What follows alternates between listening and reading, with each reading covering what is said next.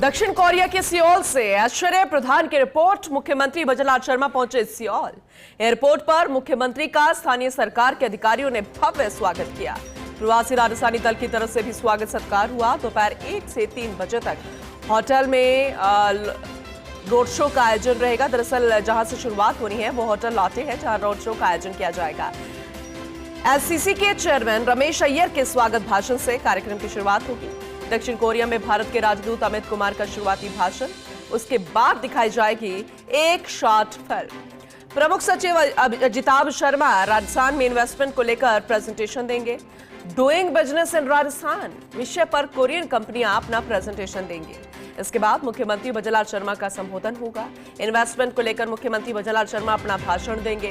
कार्यक्रम के समापन के बाद मुख्यमंत्री की इन्वेस्टर्स के साथ चाय पर चर्चा होगी। दूसरे कार्यक्रम की शुरुआत होगी दोपहर करीब 3:30 से। वहीं मुन्हिए यू एम्बेसी ऑफ इंडिया के कमर्शियल असिस्टेंट दिखाएंगे टूरिज्म वीडियो शो। उसके बाद उप मुख्यमंत्री डॉक्टर प्रेमचंद बैरवा का संक्षिप्त संबोधन होगा। प्रमुख सचिव उद्योग अमिताभ शर्मा का फिर से एक प्रेजेंटेशन होगा। Ashoka Buildcon limited palace on wheels की मीनल सजू जोशी राजस्थान पर्यटन पर अपना प्रेजेंटेशन देंगी। उसके बाद फिर से मुख्यमंत्री के 1-2-1 के दौर शुरू होंगे, यानी कि जो सेशंस रखे गए हैं उसके बाद इसकी शुरुआत हो जाएगी। तो फिलहाल सियोल पहुंच चुके हैं। बेहद अहम कार्यक्रम, रोड शो होगा, खास कार्यक्रम, संबोधन, बहुत सारे सेशंस। तो अपने आप में ये बेहद महत्वपूर्ण है। बेहद महत्वपूर्ण विदेश दौरा माना जा रहा है। शुरुआत उस जगह से जो टेक्नोलॉजी में सबसे अग्र माने जाते हैं, तो जापान, और फिलहाल अभी सियोल में है। मुख्यमंत्री भजनलाल शर्मा, उनका पूरा प्रतिनिधिमंडल, उप मुख्यमंत्री भी और तमाम कोरियन और जापानीज जो प्रतिनिधिमंडल है वो भी उनके साथ। प्रमुख सचिव अजिताभ शर्मा साथ और राजस्थान में इन्वेस्टमेंट को लेकर अपना प्रेजेंटेशन देंगे। कैसे वहां के निवेशकों को लुभा सकेंगे, कोशिश रहेगी ज्यादा से ज्यादा निवेश राजस्थान में आए, कंपनियां राजस्थान में आए, रोजगार राजस्थान के लोगों को मिल सके, फायदा राजस्थान के लोगों को मिल सके, ये कोशिश रहेगी। और ये अपने आप में बेहद महत्वपूर्ण है, बेहद खास है। मुख्यमंत्री भजनलाल शर्मा की तस्वीर हम आपको दिखा रहे हैं। जब उनको बधाइयां दी गई थी, शुभकामनाएं दी गई थी, उसके बाद वो रवाना हुए थे विदेश दौरे के लिए। और ये उस वक्त की तस्वीरें हैं। हाथ हिलाकर हर किसी की शुभकामनाओं को उन्होंने स्वीकार किया, हाथ जोड़कर अभिवादन स्वीकार किया। ये बेहद खास तस्वीरें आपको दिखा रहे हैं मुख्यमंत्री भजनलाल शर्मा की। तो प्रेजेंटेशन आज होने हैं, आज दौरा होना है। एक वीडियो शो के जरिए एक टूरिज्म को लेकर शॉर्ट फिल्म दिखाई जाएगी। इन्वेस्टमेंट को लेकर आज का दिन बेहद खास है। चलिए आपको एक बार फिर से विस्तार से जानकारी हम देंगे और हमारे वारी सहयोगी ऐश्वर्या प्रधान हमारे साथ जुड़ चुके हैं, उनसे ज्यादा अपडेट ले लेते हैं।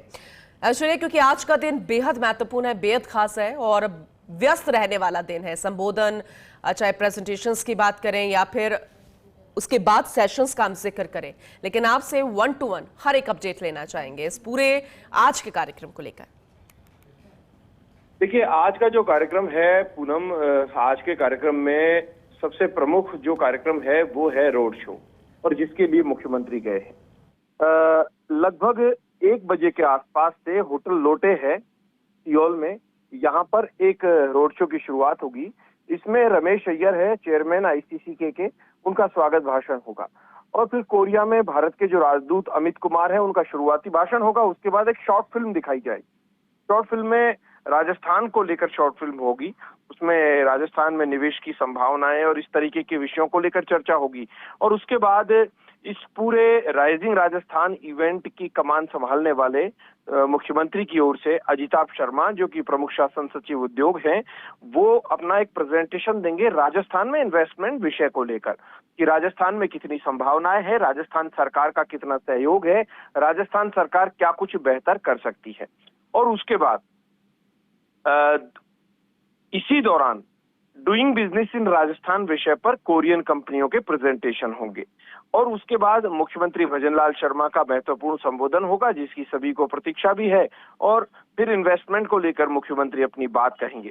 कार्यक्रम समापन के बाद मुख्यमंत्री की इन्वेस्टरों के साथ चर्चा शुरू होगी और चाय पर चर्चा होगी। और दूसरे कार्यक्रम की शुरुआत करीब 3:30 बजे हो जाएगी। उसमें मून एयू करके एम्बेसी ऑफ इंडिया के कमर्शियल असिस्टेंट है, वो रोड शो दिखाएंगे। और उसके बाद एक और भाषण होगा जिसमें उप मुख्यमंत्री प्रेमचंद बैरवा का भाषण होगा। प्रेमचंद बैरवा अपनी बात रखेंगे।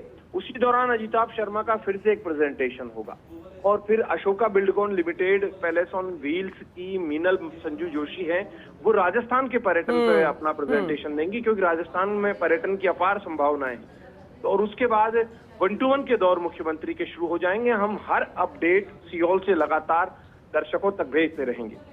ठीक है ऐश्वर्य, क्योंकि जब द्विभाषीय वाले प्रोग्राम्स होते हैं, क्योंकि वहाँ की संस्कृति अलग है, वहाँ की भाषा अलग है, हमारे यहाँ की संस्कृति अलग और भाषा अलग, लेकिन एक जो खास समानताएं हैं वो है परंपराएं, क्योंकि अतिथि देवो भव ये बेहद खास है। और ऐसे में किस तरीके से उसका सोल्यूशन किया गया, हालांकि ट्रांसलेटर मीडिएटर्स होते हैं, लेकिन उसके बावजूद भी क्या भावनाएं मैच हो पाएंगी?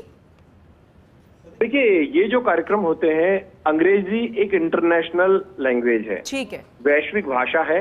अमूमन सभी लोग अंग्रेजी में संवाद करते हैं। कई देशों की स्थितियां ऐसी हैं कि वो अपनी ही भाषा को चुनते हैं, तो ऐसे में दुभाषीय होते हैं, वो संवाहक का कार्य करते हैं कि इनके शब्द उन तक भेजना, उनके शब्द इन तक भेजना, दोनों के बीच में एक सेतु का कार्य करते हैं। लेकिन मूल रूप से आवश्यक चीज होती है भावनाओं को पहचानना।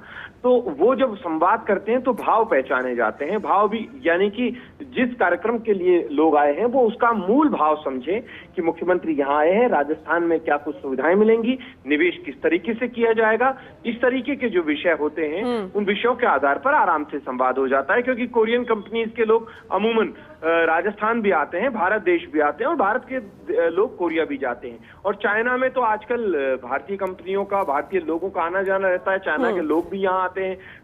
ऐसा कहते हैं कि चाइना की भाषा जो है वो सर्वाधिक कठिन है, तो कठिन भाषा के बावजूद भी संवाद के दौर जारी है। इवन पूनम, महत्वपूर्ण बात यह है कि ये जो कई ऐसे लोग हैं जो अपने मोबाइल की एसेसरीज खरीदने के लिए चाइना जाते हैं, दुकानदारी का काम करते हैं, बहुत कम पढ़े लिखे होते हैं, फिर भी वो चाइना से बिजनेस करके यहाँ पर बेच लेते हैं।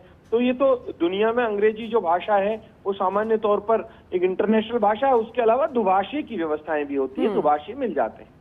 ऐश्वर्या, क्योंकि एक और अहम सवाल है, क्योंकि इससे पहले भी एक कंपनी जो है वो निवेश कर चुकी है, चाहे आप बार बार निमराना का भी जिक्र करते हैं, तो उसका अभी तक कितना फायदा रोजगार के रूप में हमारे राजस्थान की जनता को, निमराना की जनता को मिल चुका है, और आगे भविष्य हम किस तरीके से देखते हैं, क्योंकि जब शुरुआत एक बार फिर से जापान से हुई है, कोरिया से हुई है। देखिए पूनम, एक बड़ा विषय है। विषय ये है कि क्या नीमराना की जनता को ही रोजगार मिलेगा या पूरे राजस्थान भारत की जनता को रोजगार मिलेगा, क्योंकि भारत जो है वो एक है। कई बार कई राज्यों में इस तरीके के विषय उठते हैं कि जहां कंपनी लगी है तो वहां के स्थानीय लोगों को रोजगार मिले या उनके लिए रिजर्वेशन हो कि स्थानीय लोगों को इतनी बड़ी संख्या में रोजगार दिया जाएगा। तो ऐसे में एक दूसरा विषय आता है कि आउटपुट कौन बढ़िया देगा। भारत देश का कोई भी ऐसा नागरिक जो अच्छा काम करता है तो मेरिट के आधार पर जो बेहतर काम करता है, चाहे वो बिहार का हो या फिर केरल का हो, तमिलनाडु को हो, आसाम का हो, बंगाल का हो, कहीं का भी हो, तो ये विषय बड़े इंपॉर्टेंट हो जाते हैं। लेकिन इन विषयों से ज्यादा महत्वपूर्ण है कहाँ के व्यक्ति को रोजगार मिलेगा। लेकिन प्रत्यक्ष रूप से रोजगार जो है वो पूरे भारत के व्यक्ति को मिल जाता है, लेकिन अप्रत्यक्ष तो स्थानीय लोगों को ही मिलता है। अप्रत्यक्ष तौर पर तो स्थानीय लोगों को सर्वाधिक रोजगार मिलते हैं। लेकिन अमूमन ऐसा होता है कि जैसे नीमराना में कंपनी है तो नीमराना क्षेत्र के लोगों को भी ठीक ठाक रोजगार मिल जाते हैं, लेकिन बाकी दूसरे क्षेत्रों से भी आते हैं। मिसाल के तौर पर जैसे कोई कंपनी डाली, वहां पर ITI होल्डर्स की आवश्यकता है, लेकिन ITI में सर्वश्रेष्ठ जो है वो महाराष्ट्र का कोई व्यक्ति मिल गया तो कंपनी उसे रखना पसंद करेगी, क्योंकि वहां पर सर्वश्रेष्ठ को तलाशा जाता है, क्योंकि आउटपुट भी अच्छा दिया जाना होता है। जी पूनम, चलिए ठीक है, आगे भी हम आपसे अपडेट लेते रहेंगे, क्योंकि जब ये प्रेजेंटेशन और ये रोड शो शुरू होगा तो और भी बहुत सारी ऐसी खास बातें हैं जिसको जानना हमारे दर्शक चाहेंगे। बहुत शुक्रिया ऐश्वर्या विस्तार से इस जानकारी के लिए।